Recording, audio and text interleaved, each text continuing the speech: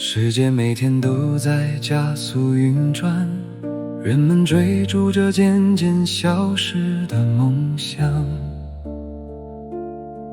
新冠疫情改变了人心，许多笑容再也回不来了。压力与紧张充斥着拥挤的天空，雄心勃勃的眼神背后藏着无声的泪水。国家交战，经济碰撞，让受伤的心灵无处可藏。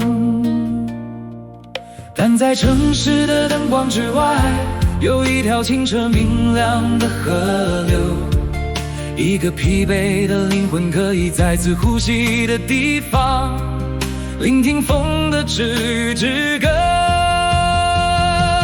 距离吉隆坡市区仅1小时车程，森林地狱放下你的重担，清澈的溪水洗去伤痛，让心灵重拾希望。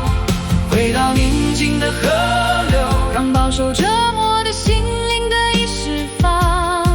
在清澈自由的克林河畔，大自然温柔地治愈灵魂。坐在古树下，祈祷爱与和谐，为家庭为社会，祈祷一个更美好的世界。再次回到河流，让破碎的心灵得以重生。在宁静深邃的森林里，让心灵重新激起梦想。孩子们在潺潺溪流中欢笑，提醒我们生命远不止追逐之。在丛林天空下嬉戏，让疲惫的双眼重拾惊奇。家人聚集在河边，没有恐惧，没有愤怒需要隐藏，只有夜晚空气中的宁静，以及对爱依然存在的感激。这片土地不仅仅是土壤和树木，它是人类的庇护所，一个让躁动的心灵平静下来的地方，让生活的风暴抛在身后。当世界喧嚣嘈杂，当黑暗藏匿于人群之后，回归自然温柔的怀抱，回归这片疗愈的土地，祈祷世界和平，祈祷每个孩子都能重生，祈祷人性重归于好，并指引人类重返光明。回到和平之河，所有的重担都慢慢离去，在闪耀着光芒的吉林河畔，希望随着光明而觉醒。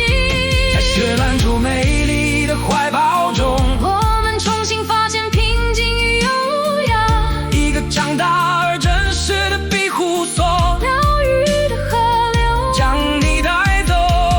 再次回到河流，爱与和平永流不息，每一个来到这里的人都能找到坚持下去的力量。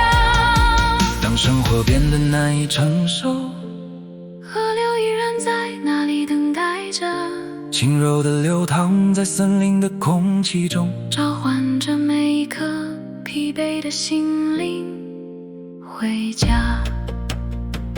回到雪兰莏州克林村的甘榜森林与和平之河。